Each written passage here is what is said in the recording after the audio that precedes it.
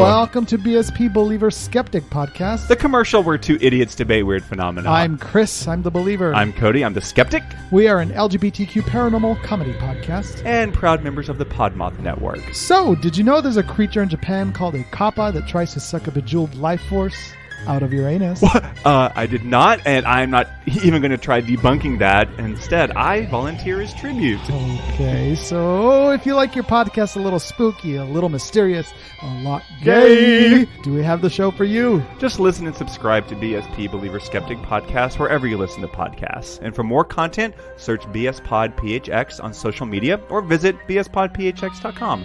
Bye! Find other great podcasts like this one at Podmoth.network.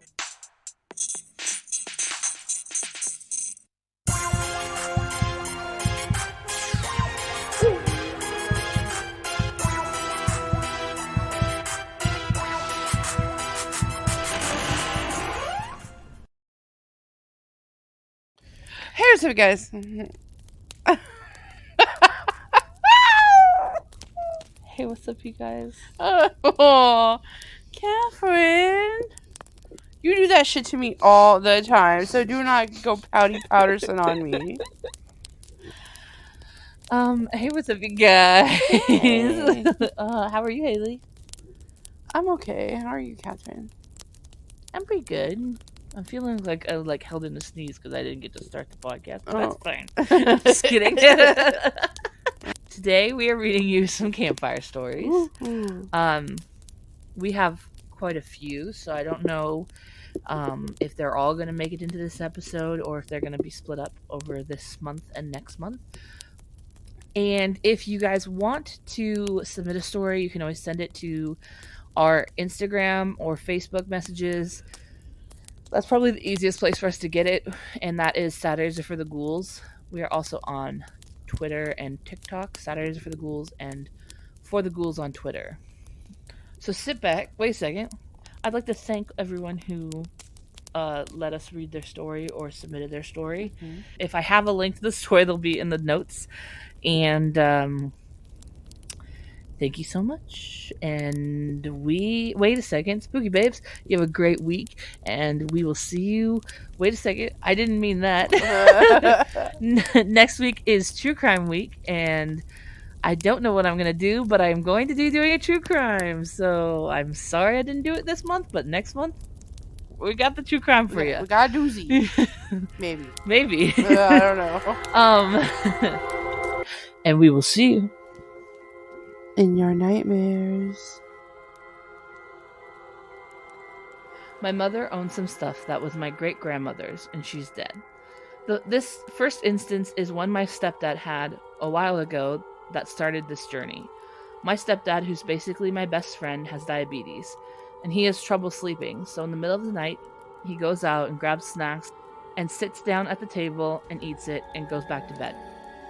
Well, one night he got up and he saw an old lady walk from our kitchen into our laundry room. The next morning he told all of us about it, and my stepdad's a jokester that likes to get you all worked up, so nobody believed him. That night was the start of things that occurred on our ranch that we cannot explain, and we 100% believe it's something paranormal because all of us have had our experiences. Now, my family wasn't new to the paranormal. We stayed in an old Western hotel down near Durango, and we heard kids laughing in the hallway at the dead of night, and we opened the door to find that nobody was there. We were the only kids in the hotel. Now, I was a baby, so technically the story I'm about to tell you is my first paranormal experience. My first experience happened outside.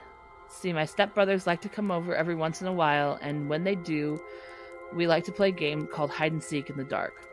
The game is simple. Me and my two stepbrothers and my sister go outside in the pitch black and play hide and seek. We get a flashlight and you can go anywhere on the ranch, and if you're tagged, you're it for the first round. Well, since I was the youngest, I went first. See, my older stepbrother is prone to hide in the strangest of places. One time he hid in the dumpster. Well, I was walking over towards our barn, and there's an overhang next to the door that leads inside. I saw a black shadow standing there, and I immediately assumed it was my stepbrother. Before I get any further, let's assign everyone fake names so we don't get mixed up. Mom's mom, stepdad Zachary, oldest brother Tyrese, youngest brother Timberlake, older sister Trista, younger sister Amanda. Okay, now everyone has names. We will assume this black shadow is Tyrese.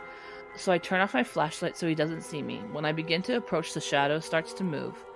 You see, if you follow the barn, there's a wooden fence that connects, and the barn and the chicken coop. So when I approach this shadow, it begins to go down that way towards the chicken coop. So I follow it, and my plan was when it turned the corner, I was going to jump out and get him. So the shadow turns the corner, and I turned the corner, and nobody was there. I was looking everywhere, under the trailer, inside the chicken coop, around the chicken coop, everywhere, and there was no one. Strange. I must have lost Tyrese. Skip to the part where I find Tyrese, Timberlake, and Amanda, and they were on the other side of the ranch altogether.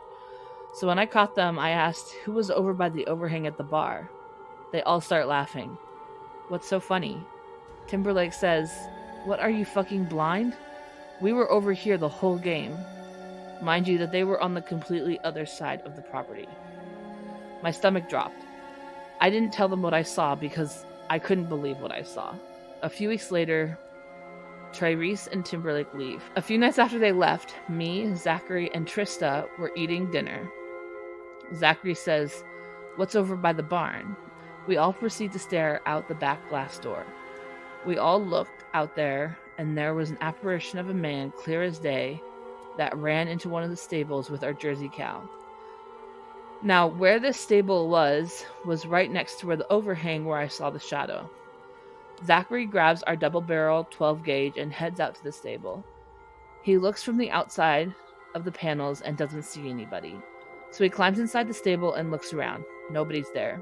He comes inside, and the first thing that he said when he walked inside was, "Y'all thought I was fucking crazy when I seen the old lady here. Well, now y'all are crazy too. Because I know what I saw, that man over there by that stable." Me and Trista look at each other and say, "Holy shit, you're not crazy. I saw that, and Trista saw that. What the fuck is going on?" Remember how I said my stepdad Zachary was like my best friend? Well, the night I saw the shadow, I told him what I saw. So he started connecting the dots after this incident. We saw that shadow again by the stable a month later. We believe the spirits at our house are friendly. We think some of the spirits are Native American, because we think our house is on the Indian burial ground. Now, this is where shit starts to get crazy. Trista is home alone outside and hears inside the house what she describes as sledgehammers pounding on the cabinet doors. The volume was undescribable, she claims. At this point, we had made the paranormal thing a joke. We had kind of just accepted the fact that our house was haunted. Well, Tyrese and Timberlake had come back over again for a few weeks. One night, I'm in my room playing with model trains when my door opens. Not by a lot, but opens and then shuts. Now, I saw feet at the bottom of the door when this happened, so I thought that Tyrese had peeked his head in to come in and check on me. I opened my door and said, "Tyrese, what do you need? Did you need something?" Tyrese is at the sink in the kitchen with Zachary washing the dishes. "Huh? Do you need something? What are you talking about? I saw you come to my door. What do you need?" "I've been here the whole time. What are you talking about?" I can tell when Tyrese is joking or not, and he was dead serious. I explained to them what happened, and they both said that they were out here the whole time. Timberlake was outside with Trista, and my mother was in the bedroom across the house.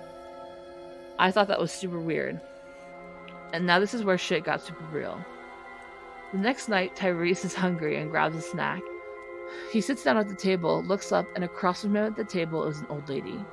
It startled him and he jumped out of his chair. The next morning, he told us all about the incident, and Zachary proceeded to say, "I told you I'm not fucking crazy."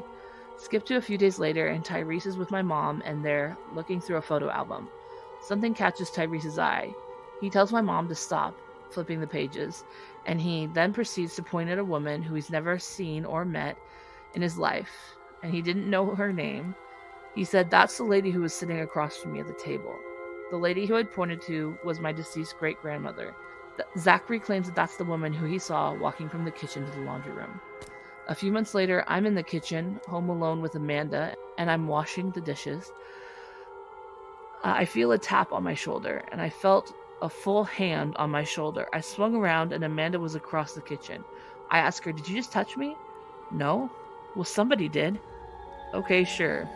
She didn't believe me. Now, for the past year, everything seemed to have calmed down until about 3 months ago. Zachary said that his cabinet door was always open, and he would shut it and get in the shower and get out, and it would be open again. One of our dogs went into the bathroom with that cabinet, and he would always look up at the ceiling. Well, I was home alone all by myself one day, and I experienced the same thing Zachary did. I was cleaning, and his cabinet door was open. I closed it and came back into the bathroom, and the cabinet was wide open again. It can't just swing open. If you were to open it just a tiny bit, it would close because of the hinges. It has to be open all the way to stay open. I was sitting on the couch with my dog, and she's a blue heeler. Suddenly, she looked down the hallway that leads to my room, and keep in mind, I always keep my door shut. That way our dogs can't get in my room and chew everything up. Well, she gets up off the couch and is still looking down the hallway while walking towards it, and then stops. Still having her ears perked up, she continues to walk again and turns and looks into my room. My door was wide open, and the lights were off, and you couldn't see a thing. Well, I was behind her, and she was staring into my room with her ears perked, and she cocked her head and then began barking violently at nothing. That gave me chills. Finally, the last incident has happened recently. Zachary had gotten up for his midnight snack. I was up, so I had a snack with him, and we talked for a bit. All of a sudden, we hear footsteps at the front door, and they went into Zachary and my mom's room. Then we didn't hear them anymore until we heard a growl come from their room. We both exchanged words about what we had just heard, and agreed that we had heard them correctly. My mother also claims that she heard something fidgeting at the front door. I hope you enjoyed my haunted house stories. I saw an unidentified flying object, thing, creature in my backyard last month, and I can't find any explanation as for what it could be. I was inside our house finishing up some work, but I could see my boyfriend and our dog in the backyard through the back door window. Suddenly, I hear our dog barking. As I glance up to observe what was unnerving her, I realize it's something flying alongside the back of our 10-foot fence. Quickly, I open the back door and walk onto our patio. The creature was completely silent and looked like a straight yellow gold line that was hovering 5 to 6 feet in the air and moving in a precise straight formation. And let me tell you, this thing was fast. My dog is a greyhound mix and extremely agile, and even she couldn't keep up with it. It was a little less than a foot long and a centimeter or two thick. I couldn't tell if it was glowing or if it was just a combination of the glow from our backyard lights and its golden tone gave off this illusion. Because it was flying and clearly much faster than my dog, it wasn't acting like it was trying to evade danger. I had the feeling that it was fairly intelligent. It was almost playing with my dog, like it was playing a game of tag. It flew back and forth 4 to 5 times in a straight line at about 20 to 30 miles per hour, I would say. My dog attempted to catch it, running as it moved to the opposite side of the fence. But once she started to catch up, it would start flying in the opposite direction without ever having to turn around. It flew in a smooth, unwavering manner, like when you point a laser at the wall and move it back and forth to get your cat's attention. Obviously, I wanted to get this on video, or at least a picture, but I wanted to get a closer look because my mind needed an explanation. As I moved closer, it quickly flew over our fence and I never saw it again. I could hear the rustling of leaves around the side of our house. After I knew it was gone, I looked at my boyfriend and his face said it all. I asked him what he saw to confirm that my mind wasn't simply playing tricks. His experience was the same as mine. We both have been looking for this thing every night since we saw it, but to no avail. We still have no idea what this unexplained creature could be. If I'm unable to come up with an explanation or even a plausible theory regarding what I saw that night, I think it will bother me for the rest of my life. About a year ago, I moved my family and I into a home out in the woods in Tennessee. The night here can be extremely loud. Between the crickets, the tree frogs, the cicadas, It can almost be deafening. One night, not too long after we moved in, I had forgotten something in my car, and so I headed outside to go get it. The first thing that struck me that was odd was my dog wouldn't go outside with me. My dog goes everywhere with me, but not this night. As I held open the door, she looked out and looked up at me like, nope. So I walked out and shut the door behind me. The second thing that caught me off guard was that there was not a peep. It was dead silent. Still shrugged this off and walked down the front steps, headed to my car. When I had gotten about 10 feet from my car, the hairs on the back of my neck stood up. I felt as though something was watching me. I looked around, but I saw nothing. After I reached in my car for what I had forgotten to grab earlier, I had this feeling like something was moving towards me. I took a step back and checked around me. All of a sudden, I heard one of the hedges next to me that lined the walkway of our front door rattle. At first, I thought it was a rabbit that I had spooked, as I had seen one just earlier that day, right where this was. A few seconds later, I heard the sound of a large rock, about the size of a cantaloupe, landing a few feet away from me. It hit the walkway and bounced into a shrub. I drew my gun and called out, and said whoever that was is about to be shot. After a few seconds of nothing, I began to think that maybe this was some local teenagers messing with the new people. I holstered my sidearm and turned and started walking back to the front door. Almost as soon as I turned towards my house, I heard this deep panting sound. It sounded like a huge dog. What made me nope back to my front door was that it sounded like it was right behind me. I leaped up onto the porch and drew my gun again, expecting to see something right there, but there was nothing. A couple weeks later, I was on my porch at night, sitting on a bench with my wife. She got up and walked inside to get something, and as soon as she shut the door, I heard the panting sound again. I couldn't see anything, yet this sounded like it was right on top of me. The sound was coming from everywhere. It was very loud. Again, I couldn't see anything, so I noped back inside my house. Now, at this point, I was questioning moving here, but after nothing else really happening, I let it go. A month or so later, it was a really rainy and stormy night. This is around 9 p.m. My wife and I enjoy listening to the rain and talking about how relaxing the rain is. So for us, this was a very enjoyable experience. Except for this night in particular, things took a weird turn. As we were sitting there talking about the rain and relaxing, my wife stops me and says, "Did you hear that?" I said, "No, what did you hear?" She said, "I swear it sounded like a small child calling out for help in the woods beside our house." I said, "No, I didn't hear anything." A few moments of us listening intently, and she said, "There it is again."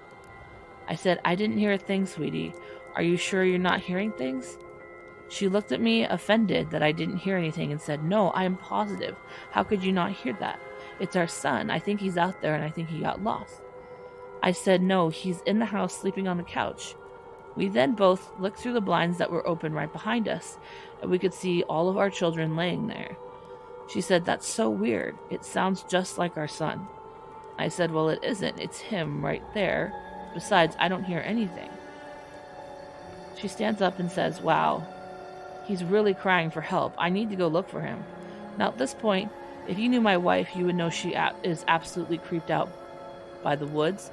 Wouldn't be caught dead walking into them during the daylight, much less at night, during a storm. I grabbed her hand and said, "I've been listening intently, and there's absolutely nobody calling for help. You need to stay here." At this point, I'm getting worried about her, and she was acting completely out of character. Not to mention that at this time, she's 8 months pregnant with our daughter. She says, "What if there's some child out there lost in the woods?" I said, "Well, first off, I would be able to hear them too. Secondly, there are no kids for miles, and the odds of them being lost 100 feet from our house that's lit up like a Christmas tree is unlikely." She then says, "I know, but what if it's a kid?" Before I could say anything else, she stands up and starts walking towards the stairs.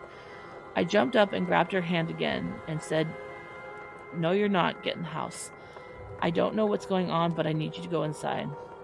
She then complies, and we both go inside, and I didn't know what this was, but it freaked me out. A few months after this, just as it was getting dark outside, I heard the front door of our house open. I got up to investigate. We have autistic 6-year-old twins, and we have a door set up so they can't open it without us there. So to hear this sound, it could only be my wife. What was weird was the fact that she doesn't go outside without saying something to me. I walked out to the front and I saw my wife walking down the private road towards the drive on the side of our house. I asked her what she's doing. She says she was sitting in the back patio and kept hearing a baby crying in the woods. I said, seriously, you just decided to walk off into the woods to investigate? She then looks out into the woods and says, see, there it is again. Again, I can't hear anything, but what I did notice is that it was completely silent out again. I told her, just like before, the chances of a baby being out in the woods outside of our house is slim, and that she needed to go back inside the house. She said, well, what if someone left a baby out there? I said, well, if that were true, I would hear it too. Now, at this point, I was really starting to worry about my wife's mental health. I actually asked her to see a psychiatrist, and she did. Now, looking back, I feel really bad about this, knowing what I know now. A key to this moment is that my wife had just given birth to a baby girl a month before. A few days after this, we were out on the front porch. It was early evening, and I had just mowed the lawn. Our 3-year-old son was riding around in his little car in front of the house. Now, he knows he's not allowed outside of a certain area that we've mapped off, but he loves playing outside. But with the road behind 50 feet from our front porch, we have to be careful, as a lot of boaters will fly through after a day of drinking on their boats.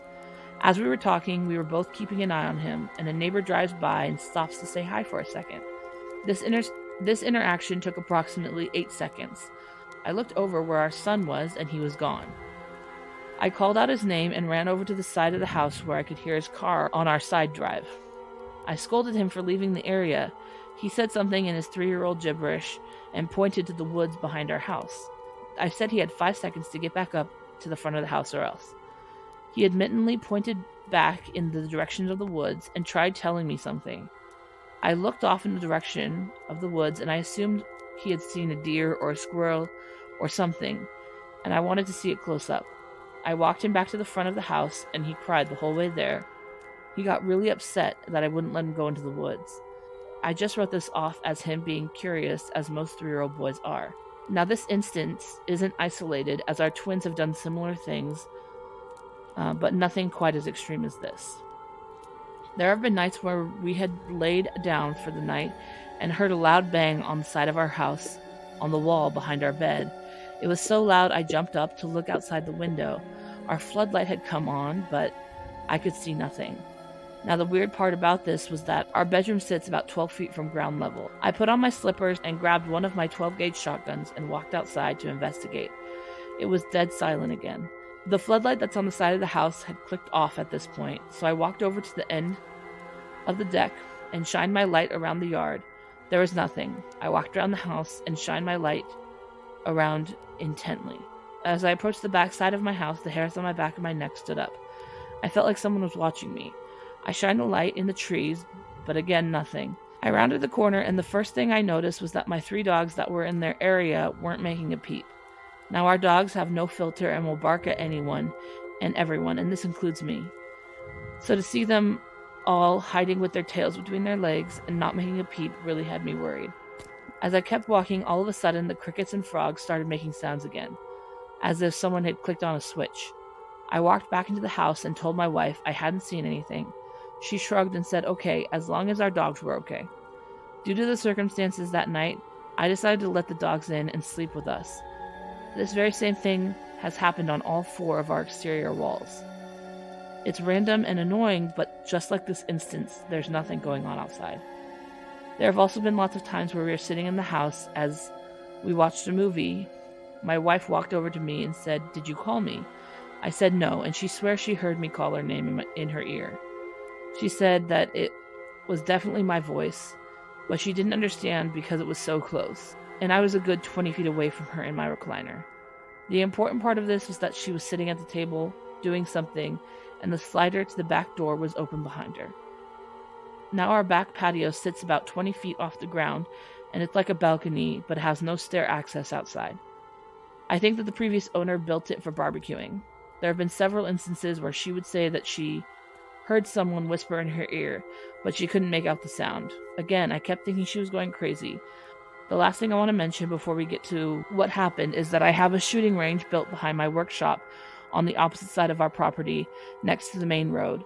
It's kind of on a downslope, but it works perfectly for what I need it for. The range itself cut into the woods about 100 yards or so. When you're downrange, you have the woods surrounding you on all sides, except back up to my shop. I have to say it always felt creepy when I'm dealing with my targets or mowing. When you are down there, it feels like you're miles from anyone. One day, around 5 in the evening, I was sighting a new rifle scope. I heard something big go off to the side of me. It sounded like a large branch had snapped off of a tree. Now, if you've been in Tennessee woods, you know that a lot of branches fall off trees randomly out of nowhere, so this is nothing new. Except this time it was very loud. I turned and looked, but I didn't see anything. I started walking back up with my rifle. I swear I heard someone right behind me. I turned around and again saw nothing. As I started walking again, I heard a deep growl. It was really deep and loud, but what was worse was that it was all around me. I turned around facing the range and started walking backwards. I thought of some rabid dog charging from the bushes, and that had me really freaked out. So running wasn't a good idea. I slowly walked backwards up the hill with my rifle. Nothing happened. I grabbed my rifle, sprayed the target with the rapid fire, hoping it would scare off whatever was stalking me. I left 10 rounds of the mag and had grabbed my rifle bag and quickly walked back to the house. I never told my wife about this, as I didn't want to freak her out. Fast forward about a year later from when we moved in. My niece is staying with us as a live-in nanny to earn some money over summer break before college. We were on our way back from the store about a mile from our house, and I saw 2 eyes reflecting in the headlights coming from the wide tree on the side of the road just ahead. It had caught my attention because they were higher than a deer, but a different color and a different size. Just as I had said, "What was that?" and squinted, they vanished. I had made a comment that was almost as if I had known I could see its eyes. The color was golden green, but they resembled the mannerisms of a large cat, and they felt ominous. It was hard to explain, but I shrugged it off as we were passing the tree and saw nothing. A few moments later, we arrived at the house. We were getting the bags out of the car. My 3-year-old son came bolting out of the house, excited to see me. As I was waiting to help her carry in her bags, I heard my dog growl. I looked in her direction, and she was looking at my neighbor's property across the street. Now, what I saw has kept me up all night. Up until this point, I've always been skeptical that I had never seen anything with my own 2 eyes. Even with what had happened to me the year prior, I still had my doubts that my mind was just playing tricks on me. Now, my street is a kind of spread out neighborhood. Each house sits on several acres, and the end of our road is Kentucky Lake. My neighbor's house sits adjacent to my house, about an acre lot. Directly in front of my house is a wall of woods. Directly behind my house is several thousand acres of untouched forest. As I was looking across the street to my neighbor's property, I saw a large dark figure between the trees at first. The movement caught me off guard, as it looked like something big moving quickly on all 4s. When it came out into a clearer view, it stood up and walked like a man. At first, I didn't know what to make of it. It was very tall, but what was strange about it was the distance it was covering. In fact, when it was in front of the shed, I swear I could see through it. It was walking quickly and moving faster than any person could sprint. More importantly, there was no sound, like it was phasing in and out of reality as it moved.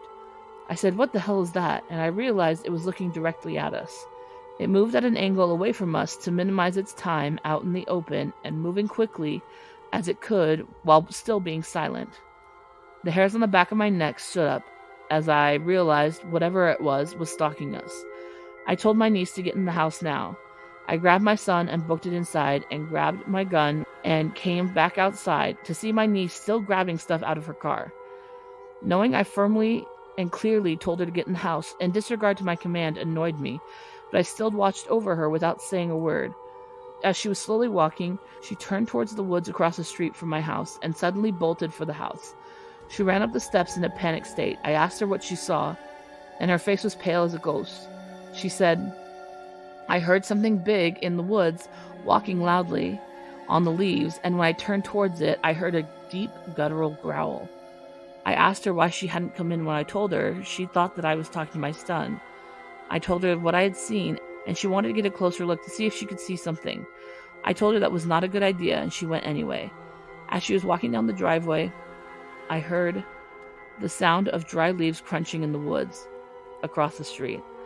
I told her to stop and to come take a flashlight.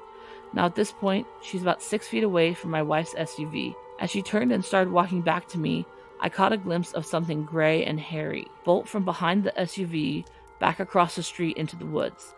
My porch is a raised porch, and our SUV is about 6.5 feet tall. Whatever this was cleared about 45 feet in what looked like a single jump. It moved like lightning. Whatever it was wanted my niece. It jumped behind the car and out of the line of sight, and it was waiting for her. She still doubted my warnings and grabbed the flashlight and walked back towards the car. As she entered the driveway, she stopped dead in her tracks and leaned forward as if she could see something. I asked her what she saw. She turned and ran back up on the porch with a terrified look on her face, saying, "Nope, nope, nope," over again. She said it was a figure hiding inside of a tree, that she saw its eyes. I asked her what they looked like.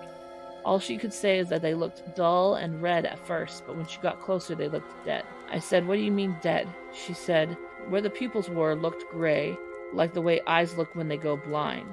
She said it was really dark and gray, and she swears she could see through it, almost like a dark cloud. She wanted to go out again and took a step down the stairs. As she did, it revealed itself from the tree. I said, "Get inside," and I went in and locked all the doors. It looked like a really tall, human-shaped being. It was really tall and looked ominous as hell.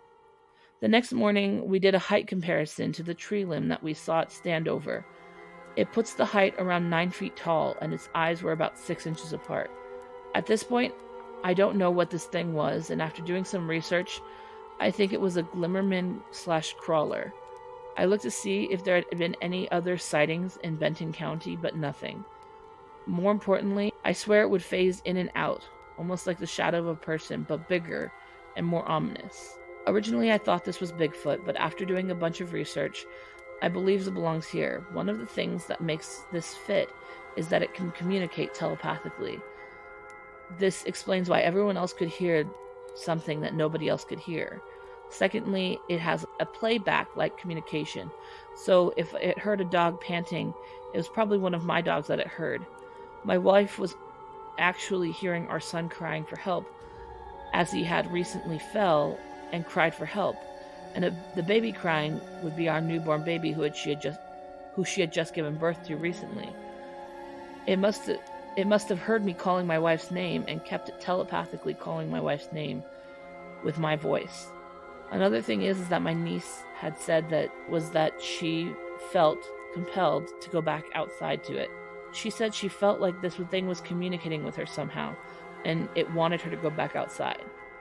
The more I read about this thing, the more everything else that has been happening over the past year makes sense. One thing I find extra convincing is that down the road, towards the lake, there's a property that is barbed wired off, and is a wall of forest, no driveway. A lot of the property down the road is undeveloped owned land, and on one of these trees is a larger sign that says "Screamer lives here," with an arrow pointing back into the woods. One of the things that this thing is said to do is make a loud scream when threatened. Now that you understand my story, I doubt this is the ending. I don't want my wife or kids to disappear one day. I feel perplexed and scared, as what can I do? When my boyfriend and I lived with his grandparents a few years ago, my boyfriend worked early mornings. He would leave the house around 4 a.m. One winter morning, while it was still pitch black out, my boyfriend kissed me goodbye and I went back to bed. A few minutes later, I heard continuous knocking at the front door. Immediately, I assumed it was him forgetting something and being half asleep. I ran up the stairs from my room to open the door, but as soon as I reached for it, his grandma called out to me from upstairs and said, "Don't open the door, that's not him." I froze and was too afraid to even peek through the front door window to see who it actually was. His grandma looked outside and said it was a man that had no jacket on. He then left our doorway and went on his way through the streets. Our grandma told me she knew immediately that it wasn't my boyfriend because if it was actually him, he would have opened the door with his house key. He would not wake us this early in the morning. Not long after, a cop car cruised down our street with a light on, as if they were searching for someone. I was so terrified that I decided to sleep upstairs in the living room. Later on in the day, our grandma spoke to our neighbors and found out he was also pounding on everyone's door on the same block. One of the neighbors, a couple houses down, is a huskier, taller guy and said he talked to the stranger through the door, asking what he wants. The man said someone is looking for him, they want to shoot him, and that he needs to hide from them. I am more on the petite side, and at the time I was about 19. I can't imagine what could have happened had I opened the door for him, or if my boyfriend's grandma wasn't there. I was in juvie as a kid pretty often. I ended up doing 4 months out of a 6-month sentence for possession with intent to distribute, and a probation violation, which was the longest I'd gone to juvie. Ghost stories have been shared amongst the kids there fairly often. The detention officers would chime in time to time and tell theirs as well.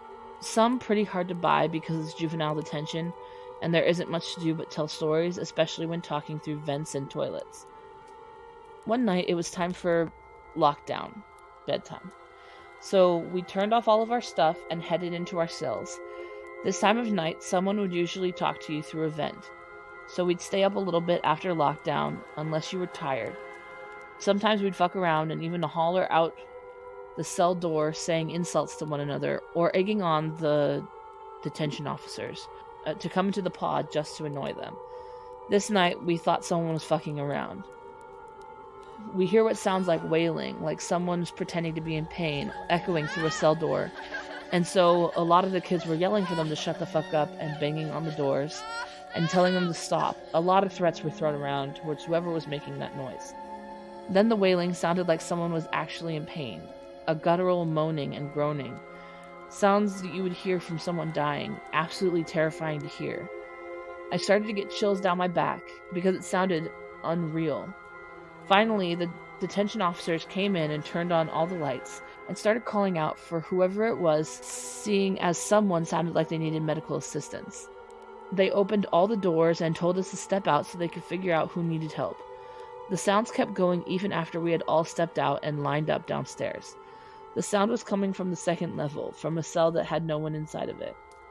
2 detention officers went up and opened the door, and the wailing kept going. The detention officers radioed in saying there's nobody in the cell, and they were openly talking about how creeped out they were. And then the detention officers rushed down the stairs and told another detention officer that we all needed to leave the pod. We grabbed our blankets and we moved to the pod across the hall, all while this wailing was continuing. It was something out of a horror movie. While we were waiting in the other pod for new cells to be assigned, the lights in the pod we were in had started to flicker. The look of the horror on the kids' faces and the faces of the detention officers sent goosebumps over my entire body as we were all witnessing it. One detention officer even told us that we needed to pray, so we all grabbed hands and began praying.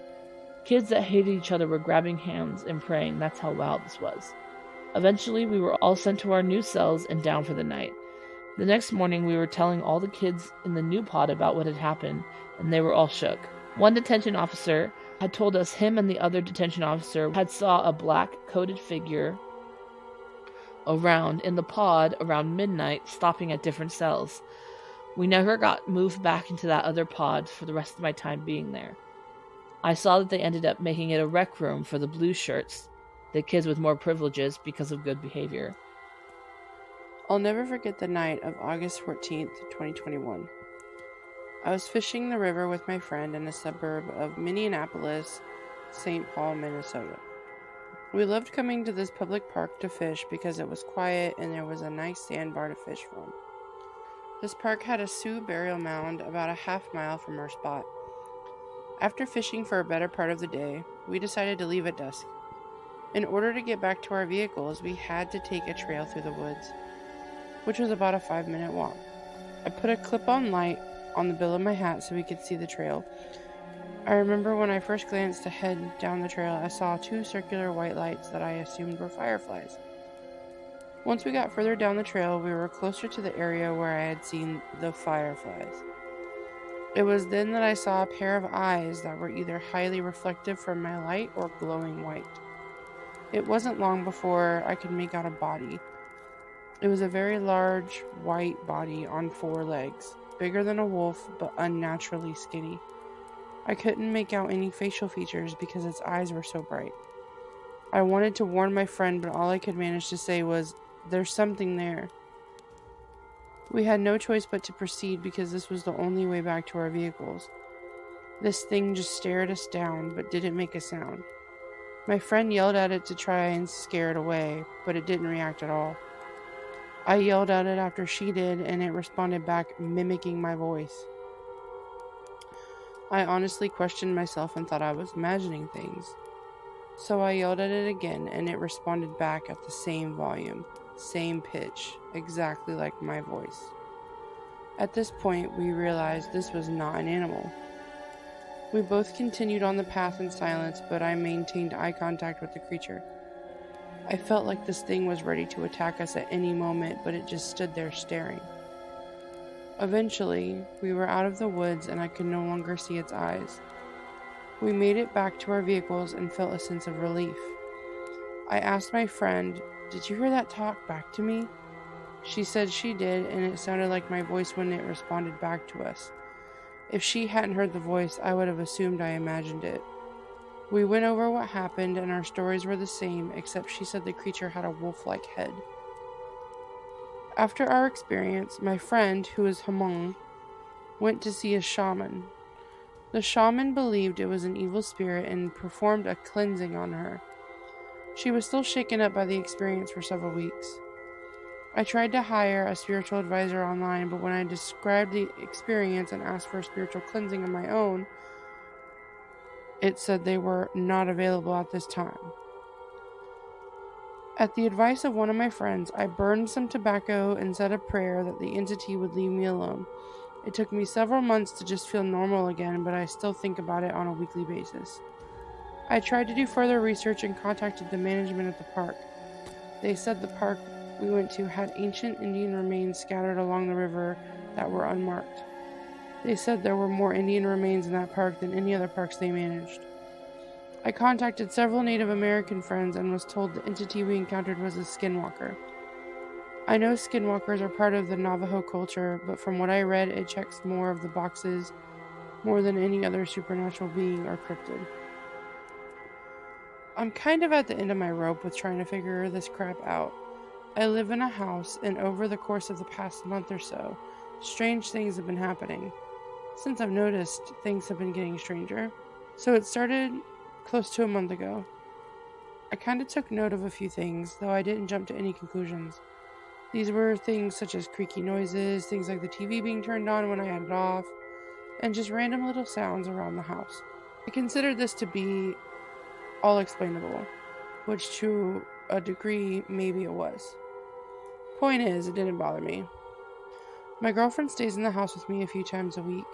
She's here an average about 5 days a week and usually spends the night at least twice. She was the one that actually got all of this stuff going through my head.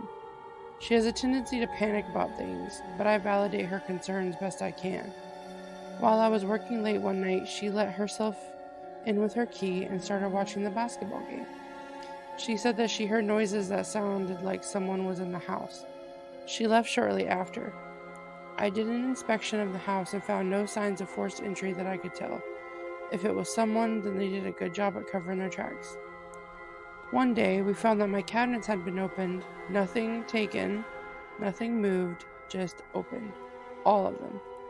My dresser drawers were also gone through, and my closet was open. It's worth mentioning that the past few weeks, there has been an apparent issue with some people in our housing complex dealing with a stalker that actually got into their house once. I didn't know about this until a few days ago, but it's possible that he hit my house too. But all of her clothes that she keeps in her own drawer were untampered with, so I don't know. I'm pretty sure a perv would seize the opportunity for free panties. We had dealt with some massive, and I mean massive, changes of temperature inside the house. Like in the middle of the night, roughly between midnight and 2, we would have to deal with boiling hot temperatures. We would both have to disrobe pretty much entirely. We would sweat buckets into the bed. At one point, the thermostat read 101 degrees. Then random as hell midday, the temperature would lower to about 55. We would have to put jackets on, and it's freaking summer and Florida. I know the question will be asked about a mechanical malfunction. I had one of the maintenance guys, who is retired AC mechanic and HVAC worker, look at it. He didn't find anything wrong with it. This happened several more times, though it did decrease in frequency. One night, while her and I were in bed, we heard banging on the walls. I thought it was the front door, and the banging was way too close. Like everybody that gets killed in horror movies, I investigated the sound, but couldn't find anything. I returned to bed, and as soon as I'm laying down, the banging starts back up. She, very reasonably, chose to leave.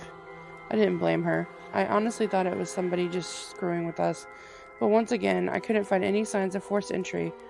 I'm also the type to lock my windows and doors. I'm just hesitant to believe that this was a person. The last night she stayed with me, we were in bed once again and we heard footsteps coming from downstairs. This time, I ran downstairs, hoping to catch someone, but once again, turned up nothing. I wanted to freaking scream. She left and refuses to come back. I woke up one morning and found my bedroom door wide open, along with the bathroom door wide open, and my shower was turned on. The water was on hot and my whole upstairs was like a sauna. I've been seeing these sort of phantom images in the corner of my eye. Like I can see that something is there, but when I actually try to examine it, it turns out to be nothing. It appears to be in the shape of a person, female from what little of a description that I have. But the second I turn, it was like it was never really there. 2 points I'd like to make before I wrap up. I did have the house tested for both mold and carbon monoxide. I'm good on both ends. Also, I did buy the most affordable cameras that I could get. I put one in the bedroom, one in the living room, and one in my spare bedroom. As much as it pains me to say this, my cameras have picked up nothing. Well, no. Actually, my bedroom camera did, believe it or not, manage to catch an image of the creep that was prowling our neighborhood. No paranormal activity. I'm gonna switch them around and maybe get different results, but I'd say in the very least that my camera did some good. I feel like every idiot who claims paranormal activity without getting any proof. It was New Year's 2019. My family was planning on going out with my aunt's new boyfriend's family. I didn't really know any of them, and past that, I usually hate loud stuff like New Year's. It kinda annoys me. So I decided to stay home and chill instead because I was tired anyways. It was around 9 or 10 p.m. when they finally left, and I had the whole house to myself. We have a kind of big house because I live with 4 other siblings. It wasn't lonely though. I very much cherished any alone time I got, so I went upstairs and started watching Friends. I watched a few episodes before getting bored, making a snack and heading back to my room downstairs. I watched YouTube on my phone for a bit before I started hearing something. My house has 2 floors, and from downstairs, even the slightest of footsteps sounds like Nagasaki. It's horribly loud, even if you're trying to be quiet. Probably old wood because of how old this house is. I tried to ignore the creaking, using that old excuse that it's just the house settling. That's until it kept going. It just kept on happening again and again. A faint creak. Like footsteps of somebody trying to be quiet. Of course this unnerved me, so I decided the best thing to do was to face whatever it was. Kinda stupid in hindsight if it had been a robber. I took my metal baseball bat that I always keep in my room and slowly made my way upstairs. I hadn't heard a creak for a little, so I was hoping it was nothing. Once I got upstairs, it seemed fine. Till I noticed something. The fucking TV was on and playing the Friends episode that I had left off on. This scared the fuck out of me. Being that I would never have left the TV on, I had 100% faith that it was turned off. But here it was, fully on for no reason. I ran to the corner of the room so that nothing could sneak up behind me and held my baseball bat close. This was terrifying for me, but I was still doubting myself. That's until I heard the creaking again, from downstairs. I was so done. It was around midnight at this point, so the fireworks going off weren't helping my situation. I decided to dial the police while fearing the worst. I kept the operator on the phone while checking my downstairs, and it was nothing. There wasn't anything at all downstairs or upstairs. The house was completely empty. I apologized to the operator and hung up. While on edge for the rest of the night, there wasn't any other incidents. And that's how I ended up calling the cops on a ghost.